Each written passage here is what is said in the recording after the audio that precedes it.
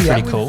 There you go. 3D Custom. printing. Can you send me a link where I can make some shit and then you just punch it in? We'll talk and do after. it? Yeah, right. Are you a 3D printer? There's two of us in here. Can you I've been send? talking to my brother. My brother's right into it. One of his mates. I want one. Yeah, they're sensational. Yeah. We've got 3. You got fucking what? Yeah. 3. Yeah, we've got 1 resin and 2 of the Bamboo Lab. Oh, yeah. filling That's what printers, my yeah. brother's telling me about. Bamboo Lab. They are sensational. You cannot go wrong. I went Can to you this just make guy's. anything? Oh, what's that? Go. No, Can you make anything? Well, yeah, you can.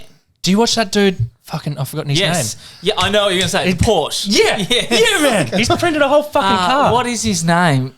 Mike. Yeah. Mike, I can't think of his last name on the spot. Yeah, drifter from Melbourne. Yeah, Victoria. Crazy. So So it you got- sounds like Just a heaps print out better. little like No, 250 a mil. whole Porsche Boxster, and he's printed out a GT3 RS, like the coolest car ever. the Yeah, full yeah, body, yeah. full body, 3D printed, and then he prints them in little, like in the little size that squares. you can do. plastic welds them Plastic together. one, and then he's got an old-ish Porsche, Yeah. like Yeah. 20 grand Porsche. Yeah, Which if that, yeah, like Boxster. yeah, Yep. and he's just screwing it on, and it's sick. It's like, so cool. and it's gonna look the part. It's not gonna. Yeah, no, he's Performs put like like, a he's put like a turbo He would- kit and stuff on it, which looks pretty rad. But Super cool. He was saying his YouTube channel has exploded. Yeah, right. Since doing that, and now he's making a Formula One car. 3D Yeah, printing 3D printing an entire Formula One car, and he just bought that Mercedes V12. Oh, I Did you see that? I haven't caught up. Oh, to that I one. probably just like fucking spoiled that for you. No, but no, that's yeah, sick. no, like it's It's cool. like one of those, the same. I can't remember what it is. The same V12 that was in the Pagani. Right. So it's in like an older sort of estate car, Yeah. like Yeah. luxury V12.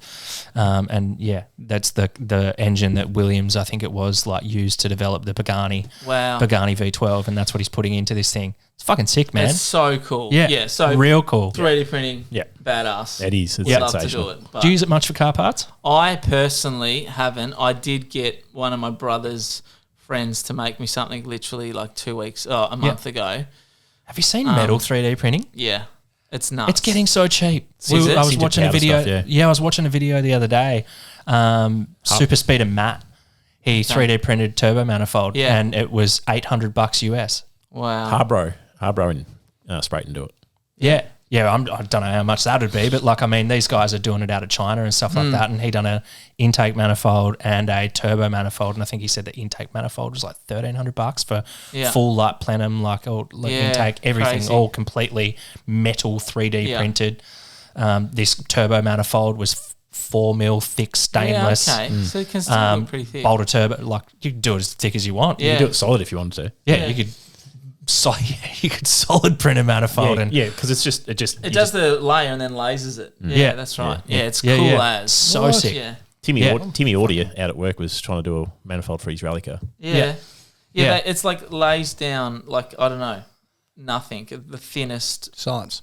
like paper Metal. of Science, bitch. just in like in broken up just form, and then fucked up. lasers it, and then another layer lasers it, and then you dig it out, and you got this part. Super rad. So cool. The technology is amazing. And now like you've got big manufacturers like actually like Honda, they're doing, rather than doing their heritage line like what Nissan and that have all done, they're sort of offering the similar thing, but all they're doing is actually just allowing 3D companies to print their old parts for like old NSXs and Civics and cool. that kind of stuff. So it's they're kind of offering it, Yeah, but you do it like, yourself. Sort of, yeah. Yeah. So they're just giving these 3D printing manufacturers the rights to essentially print their OE products and basically saying they're from Honda. That's cool. So it's kind of interesting. Yeah. And then I know Toyota and all that are doing the same sort of thing. Like Toyota have their heritage program, which they're sending out brand new dashes, which for Supras and all that kind of fun All the stuff. Chinese ripping off the AE86. Yeah, Yeah, you see that on Big Time. Yeah, where That's they've nuts. that's pretty cool. Yeah, You had an 86 at one point. yeah. I didn't had 4 of them. you? Yeah. They Would are- you do it? AliExpress body. Well, I've seen that video, and it looks like it needs a fair bit of It's booger welded. love. Something shocking. Yeah. I'd love another 8.6. It probably would be the cheaper way to do it, but you still need all the running gear, and Yeah. by the time with some of them old cars, by the time you piece together individual parts, it's so expensive. You might as well just bought one that was complete. Yeah. And how much better are new cars now anyway? Depends who you ask. Yeah. What are you driving now? Oh, I mean, I drive boring cars most of the time. I just love the old 90s rattly Nissan Toyota turbo. You know, that's just my vibe. Yeah. But a new car, I like the comfort of a new car, that's for sure. It depends what I'm doing. Yeah, same. Like I've got my stinky Honda. Yeah. But like 94 model VTEC, can't wait for it to make brap noises. Yeah. But then I've got the Skoda, which is like it just so much faster and comfortable and like, you know, like it'll start when you want it to. And you don't have to worry about it. Like, it's also an automatic and I'm an old man these days with the kids. Right? So. It's becoming. I had to drive a manual the other day. Fucking nightmare. Do you remember how to do it? Oh, no. I was like you got to think about it. Like, I get around the rock. I'll drive from here to Devonport and I will not touch the steering wheel. Yeah. I'll just let it do its lane assist thing. Oh, wow. I'll just bump it with my knee every now and then when it starts to beep at me. Like, I've paid for that thing. I'm not using it. That's fun. Yaz is looking over at me. She's like, why don't you just hold the steering wheel? I'm like, why don't I not? I paid for this. I'm going to use it. Man. Dear. That's nuts. Man, tell us about your drifting. Yeah, look. Let's get into it. Let's get into cars. Yeah, drifting. I started drifting on my 18th birthday. Was the very first track event I ever went to. It started previous to that. I grew up riding motocross and, you know, mountain bikes, all the young boy stuff that I was into. And I bought a magazine. I remember I've still got it, Hot Fours magazine, and there was a article in it about drifting. And I remember looking at it thinking, that looks really cool. I want to do that. So I sold, I had 2 motorbikes at the time and I just started my apprenticeship as a builder. So I had a little bit of, you know, income, not much, but apprentice wages. And yeah, so I all got into drifting. I bought a drift car, bought a Skyline R32, worked out there was a track day at Simmons Plains, rocked up, knew no one, ended up pitting next to a guy named Ben Purtell, which at the time he was like leading the state championship, real cool dude, and he was super helpful. Kind of, it's pretty daunting. I'd never been to Simmons Plains. I had no idea what a driver's briefing was, or you know, scrutineering, or some of these things. So I was just like absolutely a fish out of water, and gave it a crack. Ended up through kind of a weird bunch of circumstances meeting a group of guys that were here on the northwest coast that had been into drifting for ages, and they had a team called HTS. Like, teams drifting back then was like a real thing. Like, everyone was in a team. And what's the purpose of a team? I don't know. I think honestly it was just a boys club, you know, an excuse for your mates to hang out, and it was bragging rights and we're the best team and we're better than you. And they used to have team drift events and stuff. And so I got introduced to these guys and started hanging out, and eventually they let me into the team, and it just snowballed from there. Went, you know, full on into it. Ended up building that car. Learned all these skills myself. So I was a building apprentice, like I said, but really always loved learning how to do different bits and pieces, and just not having the budget. So we were always changing turbos and engines and diffs and welding this and welding that. And my dad was a fitter by trade, so he's pretty handy as well. Never scared to give something a crack. I mean, it's sort of hard to know where to go from there, but I just kept hanging out with these guys, kept drifting, and still at the same time, that's when I started to go to church and getting into that sort of stuff, and always wanted to try to join them two worlds, which is probably part of the conversation that we'll get into. But yeah, drifting's taken me all over the place. I've spent a bunch of time in Japan racing. I've got to compete in New Zealand, which was, both of them things have been so amazing. Met some of my greatest friends throughout it. Learnt lots of cool skills, bought and crashed lots of cool cars. You know, it has been a whirlwind of an adventure, but it's probably one of the I'm a bit of a fad guy. I don't know if you guys get into fads, but I'm like, I'll get into something, and I go all in, and then I forget about it and I don't do it. But drifting's definitely one of the things that I've stuck at for but like almost, what would it be, almost 20 years. So you'd definitely be a veteran in the sport now. Now I am, yeah, which is weird. How are you seeing the new direction that that it's going? Like how are you feeling about drifting in Tasmania? Honestly, we have one of the best drift series in Australia. I think that's not a over exaggeration. We've had some incredible drivers come out of Tassie. Brody and the team are doing a great job with our series, and there's lots of young guys getting into it. I'm very fortunate that I got in a lot earlier when cars were not as expensive as they are now. When you could buy an R32 for $6,000. Yeah, that's right. Yep. Which is just, so the price is nuts. So I kind of get the Falcon thing. Yeah, there's a lot because it's just like the cheap. What else do you slide that's cheap? It is honestly one of the best options. So I get it. Like, will I build one? Probably not. But I get it. Although I would love to have a go, to be fair. Yeah. I think as what we were talking about before, like the 3D printing and this, everything is just booming in that space. The technology is going off. That there's different drift series popping up all over the world. It's the fastest growing motorsport in the world, and it's for a good reason. It's pretty bloody exciting, and it's cool to be in this space. I mean, I love it. It is one of my absolute biggest passions in life, for sure. Yeah, I'm gonna have to go and have a look, mate. Drifting, I reckon. Yeah, I've not come for a lap. Don't just have a look. I've been saying. Can we do that for ages? That I want to take. Just Elliot. put a Paso in and just I can send them. Yep. Grouse. Podcast at the track. Yeah. Yep. Podcast at the track. There we go. We've got one down at Buttons. Totally do that. We could. Yeah. Oh, it'd be cool. It'd be sick. So, Well, do you know what it is? I've seen it at when you went to the V8s and you watch, and then Brody drives around and does a lap and it looks sick. Yeah. But is that what he normally does in terms of?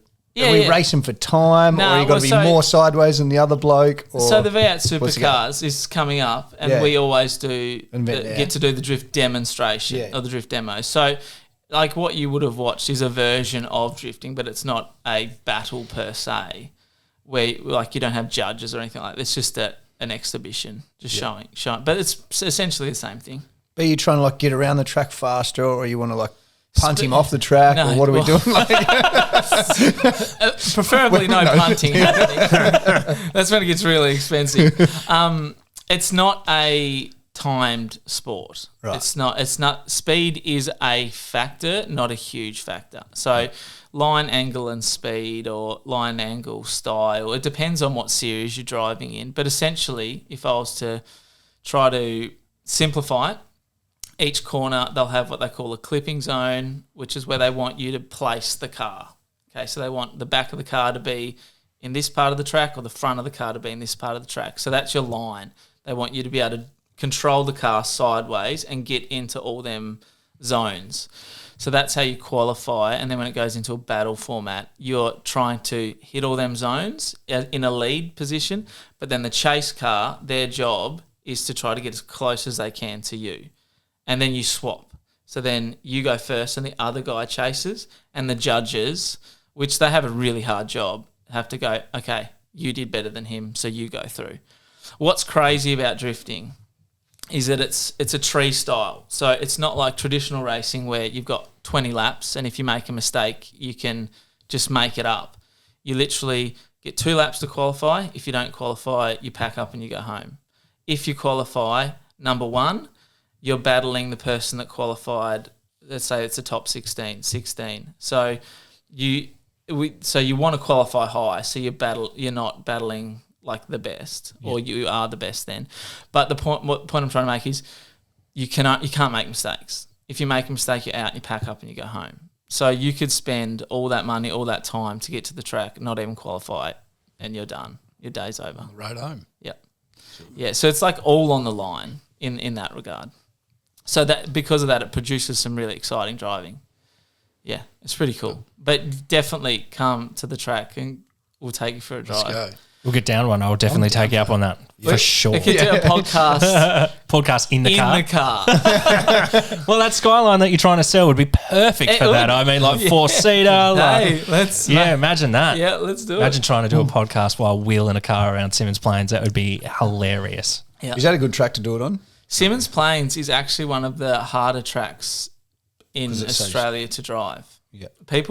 Lots of mainlanders that come love it because of its the technicalities of how to drive it. I don't know if you can picture Simmons, but it's got a massive long straight, and then you're starting drifting still basically on the straight, and then it's pretty technical and tight. It's not designed for drifting. Yeah. So it is quite a hard track to drive. Have we only got the 2 tracks in Tassie to do it on? Yeah, Simmons Plains and Baskerville. We haven't been able to drift at Baskerville for a long time. Oh, they're sad about it. Yeah, it's a touchy subject. Oh yeah, don't go there. No, it's very hard. What I would say is this: drifting has levels. There is top professional. It's really serious, and even in our drift series, there's people rocking up with $100,000 cars, and then there's people rocking up, and this isn't having a stab at them, with a $5,000 Falcon. But unfortunately, some of the hooning stuff just gets labelled as drifting. So for a lot of the older gentlemen that are in charge of some of the stuff within motorsport in Australia, it's very hard for them to see drifting as a legitimate, above board thing. Yeah, my first exposure to drifting, I was actually down at not Eastern Creek, Oran Park. Okay. And my dad was down there doing a Formula 4 drive day. Cool. Peter Finlay's Formula 4 drive day. And we were over on I forget which side it was, but it was the main pit line side, and the other side was isolated off for the drifters at the same time. Nice. And we had Peter Finlay there, was like an Australian champion Formula 4. He's like, bloody drifters, rah, rah, rah, carrying on. And I'm just like standing up on the pit wall trying to see what's going on the cool side, because over this side you said old snuffies in Formula 4. So, yeah. No, you can definitely see like there's an us and them that is probably starting to peter out, maybe. Yes, and that's what I was going to say. It is starting to shift. And this isn't to throw shade at any other motorsport, but you come to one of our state events, you will see the paddock. There'll be 1,000 people watching, 60 people driving, and they've got their pit crew, and like it's happening. Like people are there, there's a buzz, it's exciting, and you go to... I won't throw any other one under the bus, but another motorsport event, and it'll be the drivers and maybe one other person that's with them, and no one on the hill. So I think motorsport worldwide, but especially in Australia, is going to have to start taking it serious, because it is a part of, but a part of the future. And at the end of the day, places like Simmons Plains and Baskerville are a business, and they need people to be hiring out the track to make money. And so we as drifters can do that. We sell out events. So, I think eventually it's gonna have to start to change. And people like Brodie and others are legitimising the sport a lot. I was going to say, like, he, from the outsider perspective, it feels like he has really changed the scene. And I don't know what's going on in the background, but it feels like he's really sort of made the scene what it is today, because there was a stage there where I thought drifting was going to die in Tassie. A lot of us did, yeah. Yeah. It's had quite a few people have a crack at running it, and they've all done really well in their seasons. Yeah. What's really great about... I still have very fond memories of the OG days when we first started, and it was pumping back then as well. And I think, like you were saying before, Aaron, the fact that it was just way more accessible was a big benefit to that. But it is definitely great having Brodie do it, because he is a driver. He understands the space, and he's really passionate about drifting. And that helps. So he's got lots of big ideas and aspirations around that space. So it's exciting. And I really think we, as a small island state, punch well above our pay grade. I mean, Brodie and also Matt Harvey, 2 like national champions, came out of Australia, out of Tasmania, sorry. And there's been a bunch of other drivers from here that have, done really well on a bigger scale. So it's pretty cool. Yeah, even in Japan with some of the people that I know that don't even actually slide competitively here, like go over to Japan and do really well. So Brendan Mansfield, one of my best mates, he's won G1 GP twice now, which is the Japanese series in Japan. at a place called Ibisu, which is like the motherland of drifting. They run a four round series, and he's won that. And people come from all over the world. So that series is just for foreigners. And he's won it twice. So yeah, pretty impressive. Yeah, very cool. But man, let's dig into a little bit of your in progress. Like, where is drifting taking you now as far as the stuff that you're doing, and what was that pivotal moment for you where you decided that, hey, I've got this thing here that I like doing just in my spare time, and I'm going to start turning that into something else? Yeah, for sure. So I sort of alluded to it before. When I first started drifting was about around the same time that I started attending church. And for me, that changed everything. I didn't grow up in a Christian family. Church and faith wasn't a part of my upbringing, and had a pretty wild experience as a teenager, where essentially I wanted to fit in, like most of us did or do, and ended up finding myself at a bit of a party with a couple mates, and this is a big story, and so I'll sort of cut it right down, and maybe we can dive into different bits of it. But essentially, I got drunk for the first time, and I passed out and fell face first into a fire. I spent 3 months in hospital, and I literally should have died. The doctors said that it was a miracle that I didn't die. That 3 months was wild. Heaps of plastic surgery, heaps of just a broad range of things going on in that space. A lot of mental health stuff, and there was some. Without, again, getting into too much of it, which we can if you want, but there was a stage of that story where we weren't, me and my mates weren't telling anyone that we were drinking because we were trying to protect my friend's dad, and so I'm, lying to the nurses and everyone, no, I wasn't drinking. Eventually that I told the truth that we were drinking, and that started a whole nother section of the story where essentially my mum lobbied for 3 years to change the underage drinking law in Tasmania. So it literally got changed because of what happened to me, which is, it's a pretty wild statement. But through the healing process of that pretty traumatic experience, I found my way into church, which is a wild story within itself. I was already pretty insecure in school, and so here I am. I'm in year 9. I get drunk. I fall in a fire.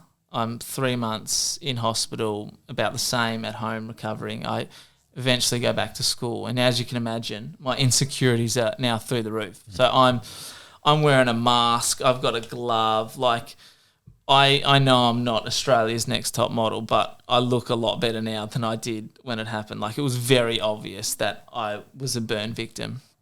So I'm walking through the hallways in my school just hating being there.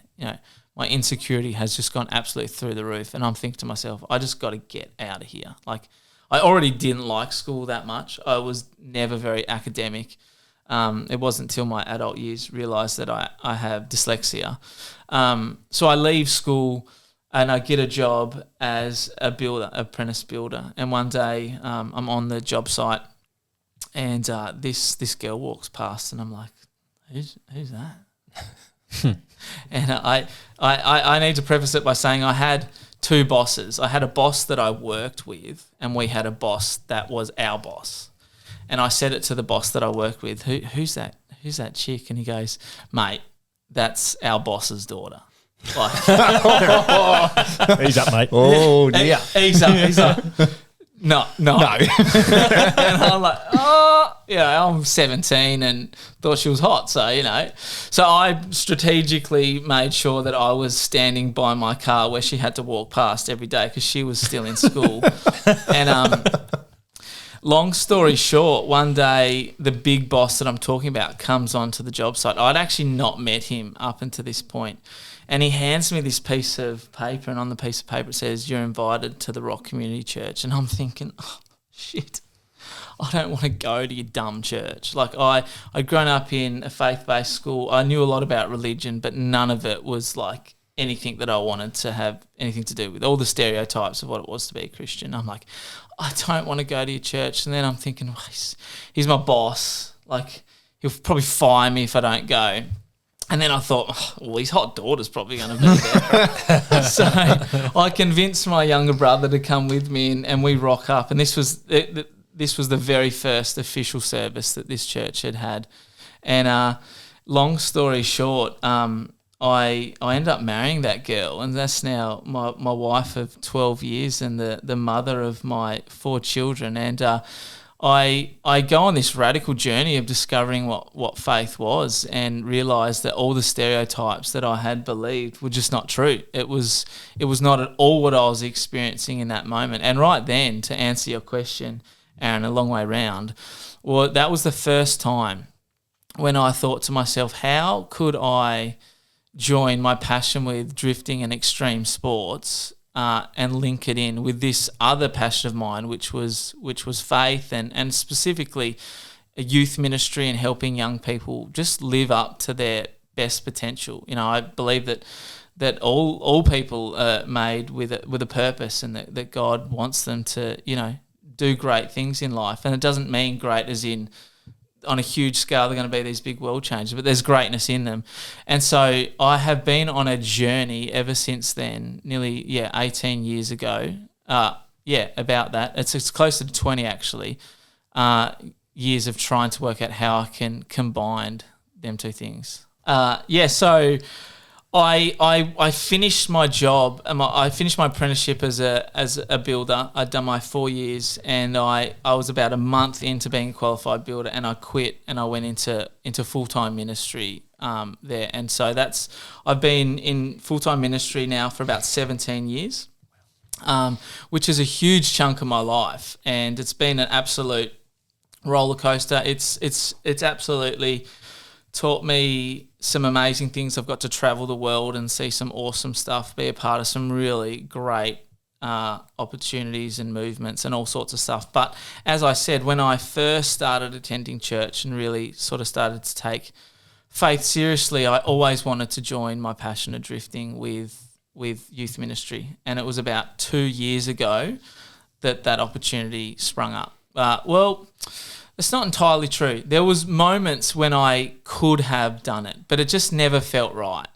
About 2 years ago, I was approached by a philanthropist movement that were essentially trying to give away money for things that aligned with some of the stuff that they wanted to do.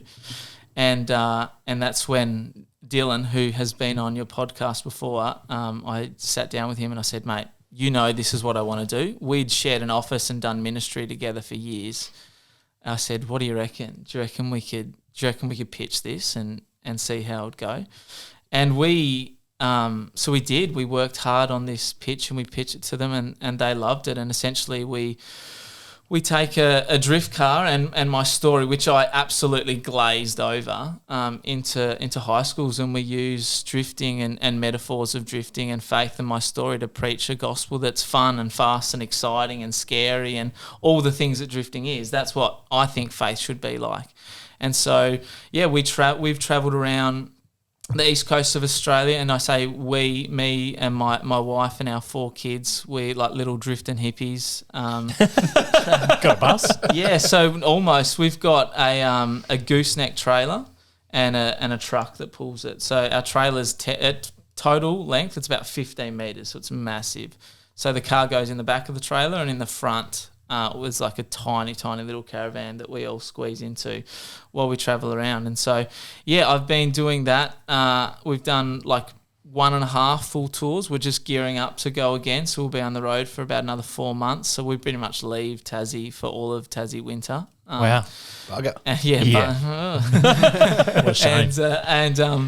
And so, we've been doing that, and that we're looking at really just gearing up and going to the next year. There's a few really exciting things that we're working towards, and it went really well. It's far beyond what we thought it would be. And how do you find school pickup with it? Like, being that drifting is sort of that has a bit of a culture of the periphery motorsport, a bit of that rebel sort of anti-establishment. Doing skids and that kind of thing. How do you find that, like, going into schools with? Yeah, so I have a Sarah is her name. She's like my admin queen, and she does a really good job at presenting to them the legitimate side of it. But in some ways we kind of lean on that a little bit because that is kind of the angle that we're trying to take, that it is a bit edgy. And it is a little bit risky and it is a little bit wild, and that's kind of what the MO is. Like, if your faith is the opposite of that, I think you're just not doing it right. Like, it should be a little bit scary. It should be a little bit fast. It should be a little bit edgy. And so we sort of walk the line of, playing on it, but not trying to – we're trying to legitimise it a fair bit. But honestly, we actually have had hardly any pushback from that. Some schools like, hey, if we move these cars, do you reckon you could do a skid? Yeah. I've literally, Is that Western Sydney? I think I seen a video at Geneva. Geneva was the best one, bro. I had the principal Rosie in with me, absolutely tore up their car park. In the car with you? The principal was Rosie was in the car with her hands over her face screaming. Is that filmed? Yeah, there's a video. Can I insert that here? Yeah, we'll see. Yeah. We've got it somewhere. Yeah, forgot it. Yeah, so that was fun. That's rad. So, yeah, drifting has been a huge passion of mine, and I love it. I love Jesus way more, and that sounds super corny and cringy, but it's the truth. Drifting for me and Dare to Drift, the car is just a tool for me to present what I think faith should be. And people, I think, can look at our big setup and our rig and the car and think that that's what it's about. It's not. The car is quite simply a tool for a young person to look at and go, I thought faith was this, but it doesn't look like that. So what am I missing? And that's all it's about. Where did because that's obviously that's probably a big difference between obviously your way of looking at faith and probably, I guess, in a lot of ways your USP compared to some people that talk about faith. Yeah. Where was that pivotal moment for you where like that penny drop moment, that clicking moment where you were just like, oh, hey, like faith isn't, in my mind, faith isn't this like wooden bleach, wooden chairs, like, or, all the standard sort of stereotypes of like what it means to be a religious person? It's a great question. And it was pretty evident straight up. So like I said, grew up in a faith-based school, primary school with you, high school, and I had all these stereotypes of what I thought it was, the pews, the rules, all of that, like no fun, all of them things that come with it. And it wasn't until I reluctantly went to that church, like I said, with my boss for the first time and started meeting what I would consider normal people and just getting to know them. And they were so encouraging and supportive. And I'm like, it just wasn't what I thought it was. It wasn't pews. It was, they had a full-on band. And then, as I said, I got more involved and we started running a youth ministry and I got opportunities to travel and my mind just kept being expanded and expanded that I had such a weak view of what faith was and a really wussy view of who Jesus was as well. And so, and I don't profess to have all the answers around that stuff, but what I do know is my lived experience with faith is nothing like the stereotypes. It is exciting. It is scary. It is fast-paced. It is fun. It is all of them things. And to me, it just, the drifting side of things was almost a perfect analogy of what faith is like. There's this element of you can kind of control it with the right skills, but there's moments of it where you're just like you're not really in control. Like you're doing your best, but there's just so many other factors out there. So yeah, look, faith it's forever ever changing with me. I think anyone that talks in absolutes in faith is just an immature Christian. Because we just don't know all the answers to a lot of these big complex questions. But what I do know is it has absolutely changed my life, and God took what was an absolutely wild experience as a teenager falling into a fire and turned it into something good. And I think he can do that for everyone. I mean, we all go through huge challenges in life, and some might feel bigger than others, but they're still huge. And I believe that none of that is irredeemable. And I just have like a huge burden in my heart to, like I said before, help young people just live to their true potential. I mean, we all probably know multiple stories of young people that have just made terrible life choices because they just simply didn't believe in themselves. They didn't believe that they mattered, that they could contribute anything. And I just refuse to subscribe to that. I just think we're all created for a reason and we all have a purpose. And if you don't live to yours, no one will, because you are uniquely you and you have a specific thing that you can contribute to. So helping unlock that in young people, just using a cool drift car is what I like to do. That's fucking wicked, isn't it? Yeah. It's like, sold it. Yeah, look, it's incredibly challenging all at the same time. My family dynamic is quite interesting. So, like I said, we have 4 kids, all under the age of 7. So Hunter is our eldest 7. So we've got 7, 5, 4 and 2. And our eldest Hunter has one of the world's most rarest DNA deficiencies. So that has been incredibly challenging for us as a family, navigating that space and just trying to make life as normal as we can for him. And so travelling with him is extra complicated. His disability is what they call a global disability. So it's everything from his speech to his mobility to his cognitive, like everything in his world is behind. And there's no treatment to it because, like I said, it's such a rare thing. The only thing we can do for him is he's on like a very, very, very strict ketogenic diet. Because you've all got kids, right? Yeah. And like, carbs are where it's at. Yep. Like chips, pasta, Chocolate. chocolate. Yeah. So like he can nuggets. have none of that. So it's incredibly at face value you might be like, oh yeah, it's not that hard. It's so hard, and it makes traveling really hard. So it's not all beer and Skittles. It's very, very challenging, and as you can imagine, it costs a lot to do what we do, and so I spend a lot of my time trying to get funding and make it work. I've got a great board around us that help make it happen and people that really believe in what we're doing. And my deal all the way along with God was that I'll do whatever he wants me to do, but 2 things have to happen. The first one is my family has to be able to come with me. I will not sacrifice my family on the altar of ministry. Like I just wasn't prepared to do that. And that meant things like the specific car that we have to tow our trailer. There's 6 of us. There's not many cars that can tow a 5-ton trailer and fit 6 people. We did not have the budget for the car we needed, which was a Ram 2500. I was like, God, well, you want me to do this? Things are lining up, so you got to sort this out. And because my deal was I'm not sacrificing my family. They have to be able to come. So I met with this company and I sold them the vision and said, this is what I want to do. This is what I think God wants us to do. This is what we've worked out already. This is how far we're in, but I'm not doing it if my family can't come. Would you consider sponsoring us a truck? It's a $170,000 vehicle. I'm like, there's no way they're going to do it. It's no way. But that's what I told you, God. So I'm doing my part of the deal. You do your part. I was literally, I had to go fly somewhere for work. I was sitting in the airport and I got a call from the GM of this company and he goes, hey, just rang to let you know, you can go to Launceston and pick it up. It's at the lot ready for you. So they and I got goosebumps saying it. It was an absolute wild experience. So what's really cool about it is Dare to Drift doesn't own the truck.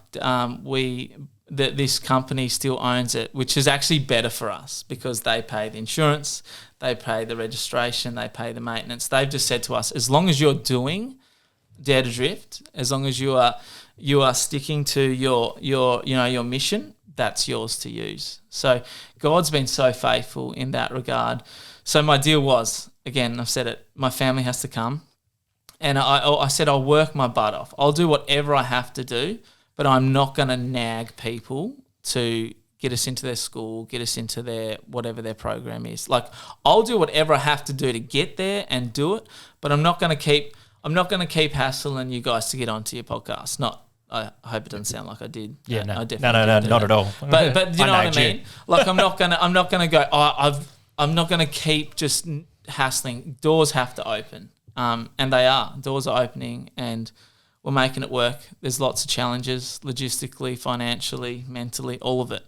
But we're just going hard while we've got some momentum. Yeah. What have been some of the biggest challenges and how have you, obviously with your son, I'm assuming that's probably the penultimate, biggest challenge. Totally. And having you on Facebook for a long time, I've seen some of how that's sort of transpired. Yeah. But how have you managed it aside from, has there been anything outside of faith that's helped you to sort of manage those challenges? Yeah, definitely. My wife is the superstar of all of it because I think I have the easy part. I just go to the schools and do my thing, where she's at a caravan park with 6 kids trying to keep life going. And I wish I could show you, it's probably hard for the people watching. The space we live in would literally be like this, 6 of us in that. Like, it's tiny.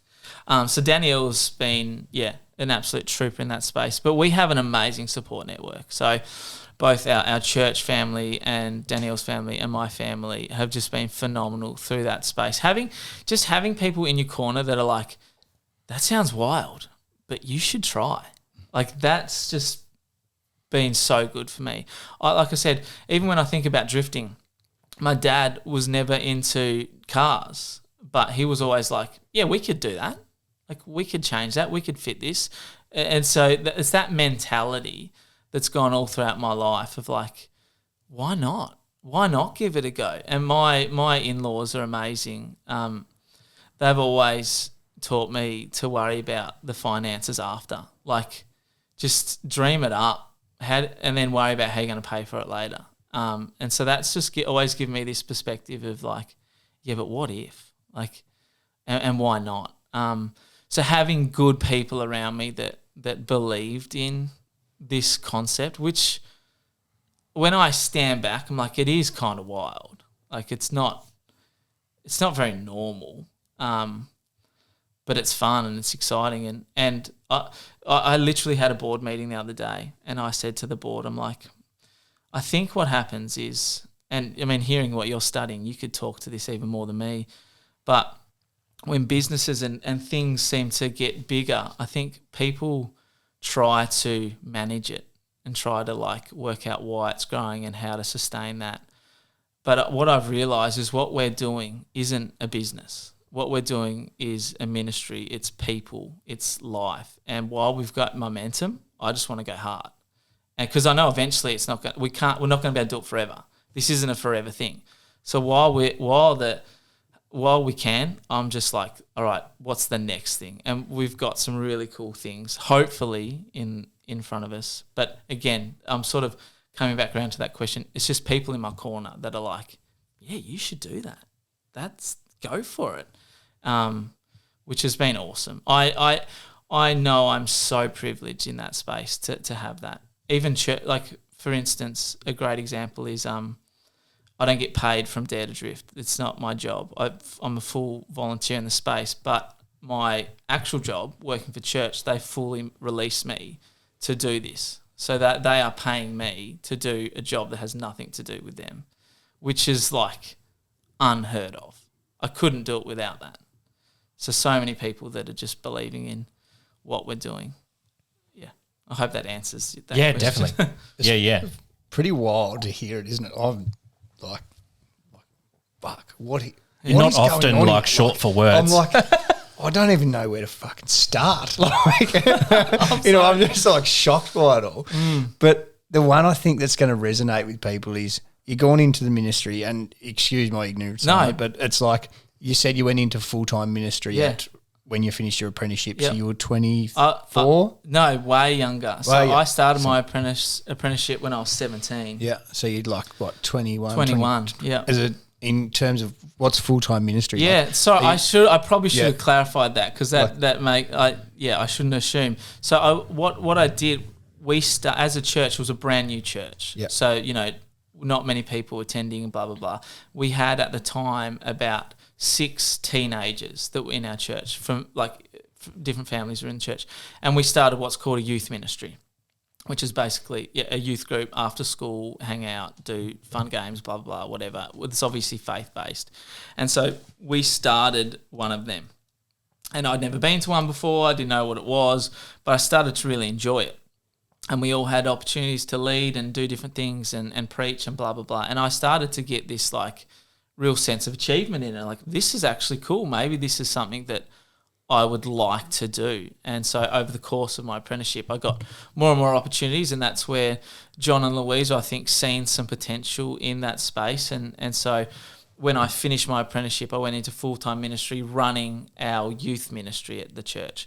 So we went from having 6 teenagers turning up on a Monday night to 100 teenagers that would come and hang out, and we'd run all these sorts of programs and have camps and do all these really cool rad stuff, which was, again, very much in line with kind of the theos of Dare to Drift, is just trying to show that faith maybe isn't what you think it is. Yeah. So I did that full time for, I think, about 15 years, and then I handed it over to another guy who now runs a youth ministry at our church, who's a legend, and I stepped into a role called an associate pastor. The best way to describe an associate pastor is the senior pastor would be the principal of a school, and the associate pastor would be the vice principal. So that's what my role is now. But I mostly just oversee all of the youth and kids and young adults programs that we do. So our church has obviously grown a lot since them early days, and we have a lot of different things in that space. So I do a whole bunch of different things in that area, but I still am just so I don't feel like I'm finished yet with the youth space. I'm just really passionate about still just being a positive voice in that space, for sure. I think the challenge there is that, you know, the young guys come in with these all you thought were sick ideas that were going to work. Yeah. And was that hard with that, like what you assumed what it would be, you know, the older sort of, you know, a bit straight and narrow sort of thing. Yeah. And now you want to do all these things. And did you get shot down, and how did you battle with that? That's a great question. I didn't, because the church that John and Louisa were starting was a result of that. Okay, so they come from a very traditional church that, like, I mean, as I've gotten older, I've actually grown to really respect and love some of the traditions of faith. I think there's some real beautiful things in it. I just think when the tradition becomes more important than the thing, which is Jesus, that's when we get some really weird, clunky stuff. But they'd come out of a really traditional church wanting to break that mold. And so I think that's what resonated with me so much. And that's why from the start they were like always wanting to pursue the edgy version of it. So it was the perfect storm as I've come into this space where they are trying to break through some of that stuff. And I didn't know it at the time, but that was in me to also want to do that. So again, I say I am not blind to the fact that I have been incredibly blessed by the right people in my life, the right circumstances, the right opportunities. Like, I do not take it for granted. Yeah. Sick. That's what Jace. So the whole premise of obviously this podcast is about being in progress, and I think what we've spoken about a lot is it feels there's a lot of things that have been wrapped up for you, as far as, I don't want to say you feel finished, but there's so much that you've already accomplished. What are some of the things that you really feel are still truly in progress for you? Well, it's an interesting perspective for you to say that, because I don't feel like that at all. Like, I don't look at my life and sit back and be like, wow, I've finished any of it. I often feel like an imposter in some of this stuff as well. But as far as like what's next, again, this is going to be like super cringy, but I want to be a good dad. I want to be a good husband. Like that, I want to do them things better than anything else, better than professional drifter or, running a ministry that speaks in schools, whatever. I just want to do that as best as I can. And I always think I want to be in a space where I'm helping people unlock their true potential. And whether that be in this space of ministry now or whether it be just literally one day leading a church that no one's ever heard of and no one ever will hear of, but that's where I'm meant to be, then I'm so cool with that. I've definitely come through them, young adult years where you want to be the guy. And I had one of them moments where I was like really wanting to pursue, this speaking thing and blah, blah, blah. And I really felt like a sense in my spirit that it was like a defining moment for me where I just became okay if I was just to only ever be in Penguin in a little church, just doing my thing but loving my community and being a good dad, being a good husband, that would be enough. So I suppose what I'm trying to say is I have huge aspirations. I also am totally okay with just running my own race in Penguin. Does that make sense? Yeah, man. So I don't want to put the brakes on any of it, but I also the drifting, the ministry's sick, like traveling around sick. It's cool, but it's also really hard. There's elements of just being at home, doing my job that I know how to do, turning up, going home, 9 to 5 kind of deal. There's elements of that I'm like, that sounds pretty bloody cool. So I don't really, I'm just in for whatever is what I'm trying to say. And it probably doesn't answer your question all that well, but I just, there's this saying that I really love and I try to live by it. It's, people talk about what's my purpose in life? What am I meant to do? What's God created me to do? And I do think there are parts of that where God has got something in store for you, but I also think he is way bigger and way better than we give him credit for. And so I often say this line is, God's will is whatever. Whatever you find yourself doing, God has a will for you in that. Whether I do Dare to Drift or I become a stay-at-home dad, he's got a plan in that space. And so instead of getting too caught up in, am I getting it right all the time of what God wants me to do in that specific thing, is am I just being who he's created to me in wherever I am? So whether it's here in this podcast or when I go home with my family and my kids are going to be ratty and, cranky because we've had a big day or whatever, he's got a will and a purpose in all of it. We think about young people trying to work out what job they should get or what university they go to, or should they live in Tassie or should they live in Melbourne. I just say, I don't think God actually cares. He's bigger than that. His will is whatever. Just go somewhere and be the best version of you. So I try to live like that. But I also really want to do badass stuff with cars as well. So